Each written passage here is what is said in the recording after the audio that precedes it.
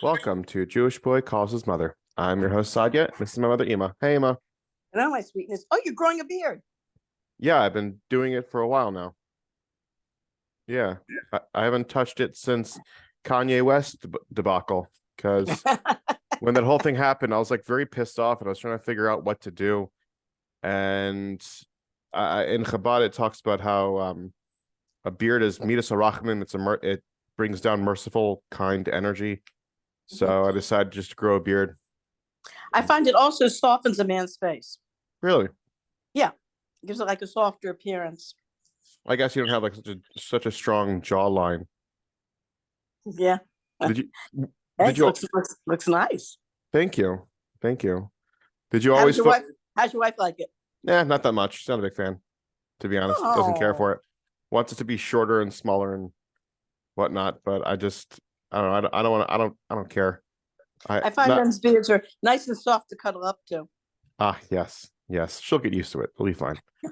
Um yeah, so I was gonna ask you, I had a question locked and loaded. Um, Uh-oh.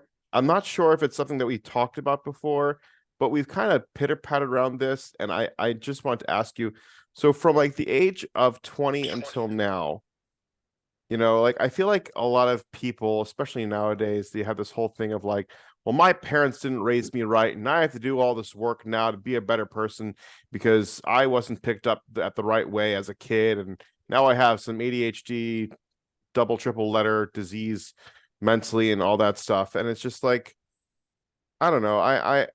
I'm just kind of sick of it all. But it did make me think, what exactly did you think of when you were in your 20s and when you like went to therapy and whatnot and started going through those emotions and those changes? And I think it's just something that like people in the early 20s just do. Like they naturally reflect on the past 20 years and being like, Yes. what happened? And I know like I kind of went through that as well. And I had Mhm. my own moments in that. And I'm just like curious to see like what did you go through and did you get past it? And if so, how? Yeah, you're right. Evidently, there is a natural tendency to look at, the way your parents raised you and say they did this wrong, they did that wrong. That's before you become a parent.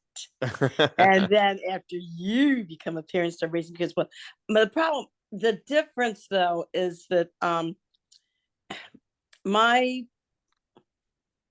like they said, it took the Yidden 40 years to stay in the desert because it took them 2 generations to get out of their slave mentality. Yeah. And um, I think the same thing can be said for my generation and your generation compared to my parents and my grandparents. My grandparents, they came here from Europe. What my mother tells me, evidently they were, anybody from Polish background, and the pediatrician, Dr. Wolf, who had been an Air Force pediatrician and been all over the world, was telling me he had seen um, all sorts of methods of discipline according to varying cultures. And he realized that raising children, disciplining children was very cultural. He said the most punishing parents, I mean, really, really punishing, were the Ukrainians and the Poles. Mm. I think we did this before in a podcast We because talked about this. We they're talked about yes, this. Yeah, the that's why. belt therapy for Yeah, that was last ADHD week, children. last week's Yes, episode. belt therapy. And And my mother tells me a story. I felt so sorry for her in a way that when she was in high school, her mother, it was during the Depression, her mother was working full time in a factory. And she and her older sister had to come home from school right away to clean the house for Shabbos and to cook. Now, they weren't totally Shomer Shabbos, but at least they had the house had to be cleaned before Shabbos because they did, they had the idea that the house must be cleaned for Shabbos and there should be a nice Shabbos dinner with chicken and chicken soup and kugel and all that. And they lit candles. That much they kept. As for not working on Shabbos, fortunately, when my mother's grandmother was alive and lived with them, she remembers when she was a little girl keeping Shabbos. Then, shortly after her Cat, please. Oh, darn it. Get away from my chicken sandwich. Yes, you. And from my cocktail. Alcohol's not good for cats. Oh, no. Get away. Get away. Anyway, so that much after her grandmother passed away, was shortly after that, the depression hit. And the Rebbeim Paskin that that people could work on Shabbos because it became Pekuach Nefesh. I mean, you had real starvation. And you had a situation where, unfortunately, in many cases, if people didn't work on Shabbos, it could be very serious. So the Rebbeim Paskin, for the time that people could work on Shabbos, unfortunately, we know how things like this work. When the emergency is over, somehow, habits are hard to break, and people got out of the habit of keeping Shabbos, and that was it, and things went south from there. So, but they still, even though her father worked on Shabbos, they still kept the idea of having the house clean for Shabbos and cooked. So they were required Friday afternoon to come right in from school. Now, my mother went to Western, which was a girls' school, very famous girls' school at that time. And Friday afternoons, they would have dances, not with boys. They would have dances in the auditorium where they would play it was called the Victrola. Later on became known as the record player. But they would play the Victrola, you wind it up and you put records on, and the records go for 15 minutes, and then it usually dies, and you have to roll it up again, wind it up again, put another 15-minute record on. And so one of her friends convinced her, oh, come on, just come to the dance for just a few minutes. So my mother said, okay, well, teenagers, 1 minute led to the next. And before she knew it, my mother was super late coming home. And my mother told me she got beaten with the belt when she got into the house. Yeah, but my mother was 16 years old at the time. And I'm not advocating for abuse or No, hitting kids. When you're talking about like people pointing out what their parents did wrong, what their parents did right, yada yada. It's a natural tendency. I was talking to a social worker. In fact, I went for therapy when I was in my 30s to a social worker, and she told me that there is a natural tendency in your 20s and 30s to be very critical about the way your parents raised you. And then she says, once you hit around your 40s, you kind of grow out of it, and you kind of realize, hey, they're fallible human beings, unless, God forbid, you're dealing with hardcore criminal abuse. Okay, that's a whole other area. But if you're not dealing with something that's hardcore criminal abuse, if no parents, you realize after a while when you hit your 40s, your parents were human beings. They did the best they could under the circumstances. And, but she says, by that time, you're ready to parent your parents, who by that time are getting into their 80s. And you need to kind of take over for them and try to, unfortunately, help them at that point. Yeah, I mean, it's just, I don't know, getting older. I'm turning 35 this year. I'm getting this weird midlife crisis kind of feeling where it's like, what have I done in my life? What have I done, accomplishing wise? And like, what can I do now with the limited time? And I always think of what Tati said, because I remember when I was bar mitzvah, the night of my bar mitzvah, he told me, he's like, now that you're bar mitzvah, do you remember when you were 6? And I said, yes. He's like, does it feel like yesterday? I said, yeah, it did kind of feel like yesterday. He's like, great. The next 13 years are going to feel like yesterday. And the next 26 years after that is going to feel like yesterday. And it's something just to understand. Where like, I was listening to this other guy. It's like, he was in his 60s, and someone was interviewing him saying like, how does it feel to be old? He says, well, you wake up in the morning and hey, 60's not old. I know it's not old, Emma. Of course not at all. You are young and spry. But he was explaining it to this young whippersnapper, and he said, you wake up and your body starts hurting a little bit, and you go to the bathroom and you look in the mirror and you see an old man's face, and you're like, is that my face? And then you realize that you're old, and that's what it is. And it's just like, I because I was hanging out with some people recently where like they were just bitching about like their parents and this, that, and the other. And I just thought like it was just silly and stupid and a waste of time to discuss it. Because like who cares? Who Mhm, cares? Really? Really? Like you're gonna talk about neglect this, neglect that. You missed a mhm, few hugs, you missed a few readings. Get over yourself. Seriously, just knock it off. mhm, I'm not doing the whole there's starving kids in Africa situation, but it's just like mhm. I don't know, like it, the more you focus on the negative, the more you breed it.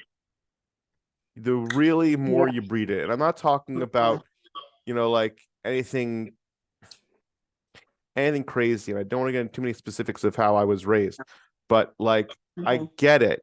Certain things weren't perfect, and that's mhm. fine, and that's life. And for me, it was the adventure of it all, you I mean, know? think of it this way. Didn't I let you have your BB guns? Didn't I let you chase those rats down the back alley with your BB guns and shoot them? Didn't I let you have any amount of alcohol that you wanted? Yeah, Ema, Yes. I'm not. That's not what I'm saying. What I'm saying is that people go to their parents expecting Uh-huh. their parents to say, "I'm sorry, you're right," and they're never gonna get that. They're never gonna get that, and people have to stop being obsessed over trying to get that feeling of You're right. vindication. That's You true. know? That's so true. You see, the thing is too, like I think about my parents, you know, my father admitted many years later that he admitted that he hit me much too much. Hmm. That it was really wrong of him looking back. The time when I look about the background my parents came from a background where you took one step behind a lot, it was everything was bang, you got whacked. And the whole idea of not hitting your child, trying to deal with your child on a different level, um, is fairly modern. I was even thinking today there was an episode of I forgot what program it was in the early 1960s. I remember watching it with Ronald Reagan, Hmm. and I forgot what the series was called, but Ronald Reagan played this real stern Polish father and who's raising a teenage son in 1950s America. And his son drives around this jalopy with this big, beautiful headlight that he bought for his car. And his son starts to act rather wild and starts to really get out of line. I mean, when he's in like in sixth grade, he and some boys beat up these fourth graders and stole money from them. And he came down really hard on his son. Not only did he hit him, he made him write a whole letter of apology to not only to the school but to every single kid that to all the kids that were in that group that he and his friends hurt. And then years later, when he had this jalopy, he had this party for himself where he was like 18 years old, and he and his friends got very wild at this party and a little destructive. And the father, his very tough Polish father, beat the living daylights out of him. And everybody was yelling at the father, what you did was horrible. You can't raise a kid in America like that. So what happened was they get a visit from the police that evidently their son and his friends were driving in his jalopy, and they went onto some sort of farmer's property. They vandalized, they sold some stuff, and then the police were chasing them. The farmer called the police. The police were chasing them. The jalopy got into an accident, and the kids that were riding the jalopy got killed. And they said the only thing that was left from the jalopy was this big headlight, and they're bringing it because they want to see if this was indeed their son's car. And they see the headlight, and it's their son's car because they remembered him buying that headlight and attaching it to his car. And the mother starts crying and she's so destroyed. She yells at the father, "This whole thing happened because of you. You were too hard on our son." And she's yelling at him about his old fashioned ways. And just then the son appears at the door. And they turn around. They can't believe it. The son's alive. He's okay. So they said, "What happened?" And they tell him what happened, that the police were here and the story with his friends in the jalopy and the police chasing them and the car got into an accident and all the kids were killed that were in the jalopy. And the son said what happened was when they came up with the idea of going to this farmer's property and, vandalizing it and stealing some stuff, he didn't want to go along with them. And he said no. So they just grabbed him. They said they threw me out of the car and they drove away with my car. And so his father says to him, tell me, he says, the truth. Why didn't you go with them? And he says, quite frankly, Dad, I was afraid of what you would do.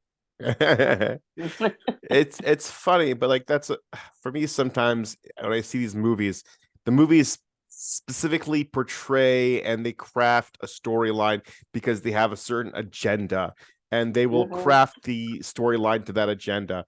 But in real life, I don't know. Like, yeah, I personally do believe though that my parents, like you and your parents, like they did what they could to stop the vicious cycle they had from when they were growing up.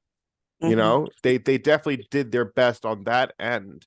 But with the story you were saying about like a wild teenager experiencing, situations dealing with very harsh parents, like did you deal with anything like that when you were a teenager? Did you like run off and do stuff and then stop because you were worried, or just were like, I'm not going to tell him anything? The latter, not the former. Yeah. So what if you want to elaborate? I mean, it's fine. We're all adults here. It's okay. Well, I was one of these kids. I was dating Goisha guys. Yeah. And I mean, because we went over this before about you can't give your kid a double standard like Yeah. that. You can't say, oh, we're all equal and send them to the public school and not really keep too much about Judaism. And then when they start dating Goyim, wonder how did this happen? Yeah. Or say, you can be friends with these kids, but you can't date them. I mean, come on, you have to, you can't be hypocritical like that. And then wonder why your kid is, off the little, let's put it this way, off the little bit of derech, which was little that you showed them. So they, of course, forbade me, and I'm not going to let you date this guy. You're not allowed to go out with them. Okay, sure, Mom and Dad. Yeah. You just dated them behind your back. I'm sleeping over my friend's house tonight. Yeah, sure. And I used to laugh at friends. There were friends of mine who really obeyed their parents. Like if their parents told them not to date someone, even I had boyfriend friends who were dating guys that nothing was wrong with them. They were nice guys. I couldn't understand it. And one girl in particular, she came from a very, very strict Spanish Catholic family. Mm-hmm. And she was going out with this boy. He was Irish Catholic, an Irish Catholic boy. He seemed nice to me. I don't know what the problem was. Anyway, the parents felt that she was too young to date at all. She was 14. But in those days, when I was a kid, you usually had your first date at 13 or 14. You went out, that was the culture at the time. So they forbade her from going out with them. They felt it was getting too hot and heavy, which it wasn't. She was a decent girl. And so she was crying. She told me she broke up with me. She was crying. I can't see you anymore. My parents won't let me. And so this Goyish kid, I said, I'm so sorry to hear what happened. He goes, yeah, he says, oh, those parents. But, she says she's obeying them. We're not allowed to see each other. And I just said, I walked with my friend. I said, are you crazy? What are you doing listening to your parents? What world do you live in? You were a real rebel without a cause there back in the day. But I never did anything, God forbid, seriously destructive, except smoke marijuana one time when it was illegal in a car. Yeah. As we were driving down Liberty Road. Did you get peer pressure? As we passed by a police officer with our pipes in our hands, smiled and waved, and he waved back. Was it nighttime, daytime? What was it? Nighttime. Oh, okay. Saturday night. I guess what was your first date? Who was like? What was? Oh yeah, I was only 13. Yeah, my first date was. I remember him very well. His name was Mark Hirschhorn. He was that brilliant guy I told you about. Oh, the concert pianist. Oh, okay. And the brilliant, like. How old was he? 14. Oh, he was a year older than you. Okay. Yeah, right. And I remember, I went. As a matter of fact, we double dated. I went with Aunt Ann, and she was dating his older brother, and we all went out to the movies. I remember getting all dressed up and putting on makeup and putting my hair up in a bun and everything. What was the movie? I don't remember. And that was it? Just the movies? Yeah. It's funny you say that because my first date, I was 18 and I asked a friend of mine out because I didn't know like the emotional difference between a friend and a girlfriend. And I'm like, oh, I know her. We're friends. We hang out. Hey, let's go on a Mhm. date. She's like, what date? I'm like, I don't know. What do people do on dates? So I said, like, let's go to the movies. And we saw like some movie, and I took her home, and it was Mhm. just like so weird because like I never went on a date. I never did this Mhm. before. And like I didn't like the movie situation. I didn't understand like what like don't go to movies. And like I even had this whole conversation with Ruthie. I'm like, is it just me or like going to on a first date with somebody to a movies is a bad idea? She's like, yeah, that's a bad idea. Because you want to Really? have 'Cause in my day, that was the thing. We all everybody that was dates were usually a movie, and yeah. afterwards, either going out to for soda or a hamburger or go to a restaurant after the movie. That was usually what it was. Either the restaurant before the movie or restaurant after the movie. I guess Usually, it's usually it was pizza place. It was Louise's. Louise's was the big pizza place at the time, and a lot of people went to Louise's before or after the movie. Yeah, that was the movie was it. That was the life. But I remember we're talking about like going out to movies. There was one year where they had a special showing, a special 11 o'clock showing of Dr. Zhivago oh yes, and you were with freezing cold, and they had and it was AC on. oh yeah, I would watching him walking in the freezing cold snow and shaking. I'm going, ah, and I'm I shaking. I remember I saw Dr. Zhivago when I was like a teenager, and like Hmm. I saw bits and pieces. I didn't care for it to be honest. Who's I'm trying to think who was the act Omar Sharif. Omar Sharif. Omar Sharif played Dr. Spago, get a very excellent part. Julie Christie was the one who played Laura. I thought I thought the movie was very, very decent. I It was guess. yeah, it's interesting when you watch a good movie, Hmm. you just feel comfortable. You feel like you're actually in that movie. You feel very comfortable with it. Whereas when you watch a bad movie, you you can tell a lot of times from the very beginning of the movie that hey, I don't feel comfortable sitting here watching this. I just don't feel comfortable with it. Well, it's like with when I watch a bad movie, what I get frustrated with is that like if I can tell if the writers were being lazy. You know, Mhm. I was just watching this TV show, Supernatural. It's a really cool TV show. And Mhm. the frustrating thing was the characters, I can tell that the writers were putting themselves into a corner, and the way Mm. they got themselves out of the corner was they Mhm. made the characters do things that were a little bit out of character for them to do and Mhm. became a little more like made them more emotional instead of usually they're a little more logical and like more savvy. And Yeah. it was like I see why they made them emotional in order to have the storyline continue, but it just like it threw me off. And I think that's what happens when Yes. like you're watching a movie or TV show and it gets thrown off. And, and then Mhm. I can understand also why like it would be a smart move to like go to a movie and then you talk about the movie at the dinner. But I don't know. I couldn't do that. Then eventually I started like figuring Mhm. out how to date properly by like asking someone out and then usually taking them. We would go to like a bar and we'd like loosen up and we'd like hang Mhm. out and start chatting a lot. And then if we Mhm. could, and I realized like over time, I'm like, oh, if I don't chat with them well enough, then it's just not a good date and I don't have to continue. You know, because a Mhm. lot of times I would think like, oh, it's me, it's my fault, it's my problem. That's why like Mhm. things aren't working out in this date because I'm not doing something right. Because I read all these like pickup artist books and all these dating books and all these books of like what to do and how to say it and do this and do that. I remember at Oh one point I was yeah. in a conversation with somebody. I was on a date Mhm. with her and I was getting really into like the conversation. So I was leaning forward and I was like being really interested and asking questions. We're having a conversation and somebody that I know like tapped me on the shoulder and says, "Dude, you're acting too eager. You're acting too obsessed. Lean back." And like I kind of Really? yeah, because in the day, the whole thing was you don't want to show a girl you're too into them. It was the Mhm. cool suave like, "Yeah, I don't care, whatever."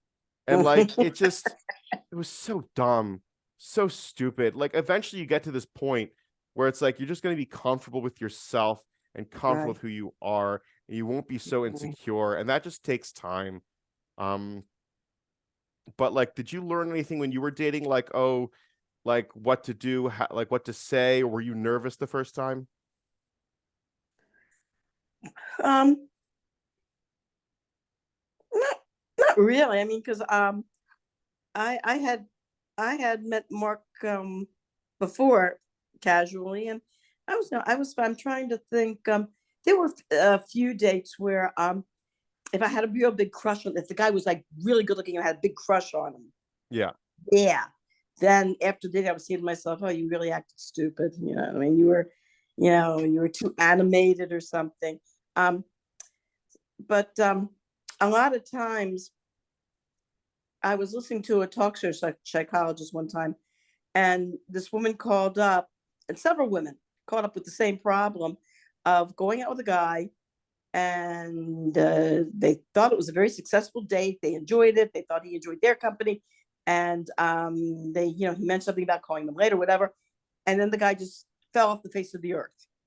mm, And it was like, hey, did a normal person, a normal decent person, when this happens, thinks, did I say something wrong?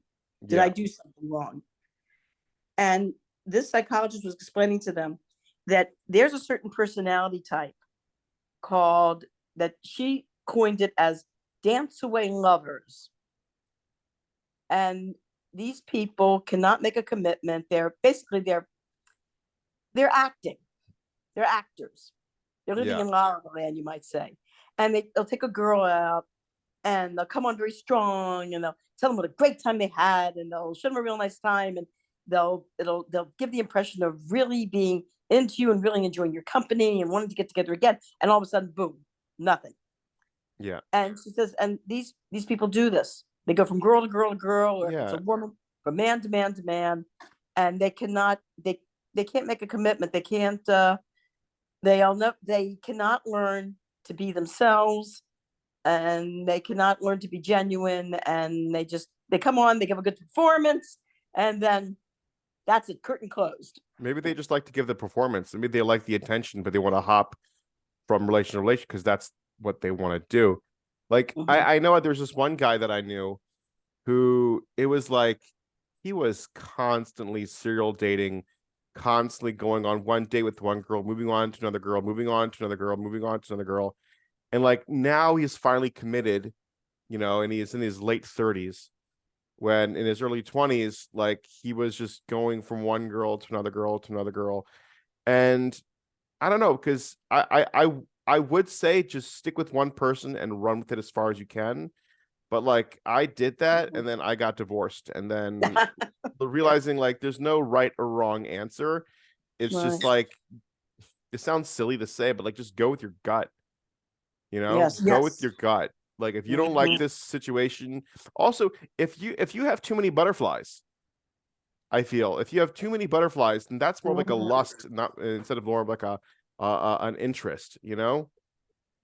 At least the way I see it is more of like if you because then you're infatuated with the person and you will legitimize no matter what they say, and you might be put into a toxic situation without Mhm. realizing it because you're so hung up with the butterflies in your stomach and not Well, necessarily.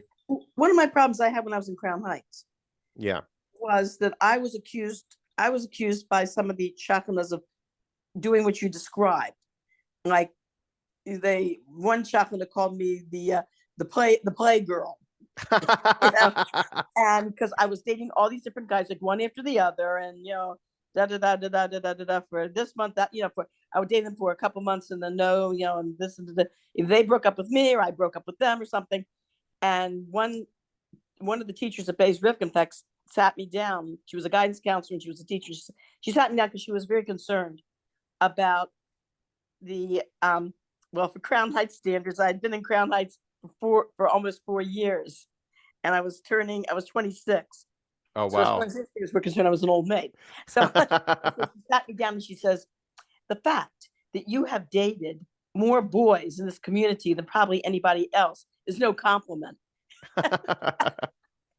But like I said to someone, I said to this one woman in crowd, I said, look, I said, I am not going to marry anybody just because I'm afraid of what people are going to say. Yeah. I said, if I don't like this guy, I am not going to date any further, and I'm not going to marry him. And unfortunately, it's very sad. There was one particular friend of mine who wound up in a very bad marriage, eventually getting divorced. And she told me it was for that reason, that she said she felt like the pressure of, since she had dated this guy for so long, she felt like the community pressure to marry him. And so I said to her, then why did you do it? Said, if you felt that this wasn't the guy, if there was no attraction there, why did you marry him? She says, Mizalka, she says, not everybody is as strong-minded as you are. Yeah, I mean, well, we're running close to the end of the clock, but I wanted to ask you then, like, you were serial dating, but what made you stop serial dating and start dating Tati? When I met your father. No. Yeah, like something. Your father, you know the story, that I know the story. We talked the story before Okay, previously, but like, right. give me the pinpoint And then reasoning. The Rebbe, I think it was the Rebbe's bracha. The Rebbe, with every boy I dated, I would write into the Rebbe, should I go out with him? Yes, go out with him. He gives you a bracha. Yes, go. Any. Let's put it this way. Of the various letters I wrote to the Rebbe, some I got answers for because I didn't need. Some I didn't. But whenever I wrote about dating, the Rebbe always would answer me with a bracha. So you've got multiple brachas then for dating. So that doesn't really answer the question. Okay. So what happened was there was the I think I told the story that before Sukkot, before I went to Baltimore for the end of Sukkot Cholamoy. No, I don't remember this. I was going to go down to the subway to go to Port Authority and take the bus to Baltimore. And I thought, before I go, I should stop daven by the Rebbe's minyan. So I went, to daven at 770 by the Rebbe. Oh yeah, Rosh Hashanah was interesting. Rosh Hashanah, I come into the women's section, and Rosh Hashanah, the Rebbe is standing. Of course, he's got his towel. Yeah, he looks up at you. Yeah, we know that. Right, okay, we had that. Then Sukkot, I came there Sukkot to daven by the Rebbe's minyan again. Same thing. He pulls his towels back and he looks right up at me. Oh wow. So I went to Baltimore, and when I went to Baltimore, that Simchas Torah, that the Shabbos, Simchas Torah, I saw your father through the mechitza. I always like to check out the guys through the mechitza. Every girl does. And I saw I looked at your father and I didn't recognize him at first. I said, "Oh, what a good-looking guy." And then I looked further and I go, "Oh my gosh." Oh, so it's more of like a happenstance situation. It's Zalman. How did he get so good looking in so short a time? Oh, it just clicked. It just clicked. The answer is it clicked. All of a sudden, nothing else. Okay. He looked good. He looked good to me. Oh, I get it. It just happens where it's like the one thing I would definitely think of in life when people are looking for advice for this, that, and the other. Also when it comes to like children and things like that, because that's really what I was thinking of. Where it's like I'll do the best I can, but there's still going to be a problem. My kid's still going to complain at 20, being like, "Oh, you gave me the wrong hug at 13 or whatever, and I have commitment issues." Like, all right, stop. But like, whatever. It's just life, It's just all. It's a chaos with an order that we don't know. That's how I see it. That is a beautiful philosophy. You ought to put that on a bumper sticker. Yeah. Life is a matter of chaos that we don't know about that. No, chaos is real. It's a chaos, but there's an order. Well, because like when I do architecture and I do my chaos. Ordered chaos, yeah. When I do architecture, I do these designs and I'm doing all this stuff, and everything has to have a meaning. Everything has to have a purpose.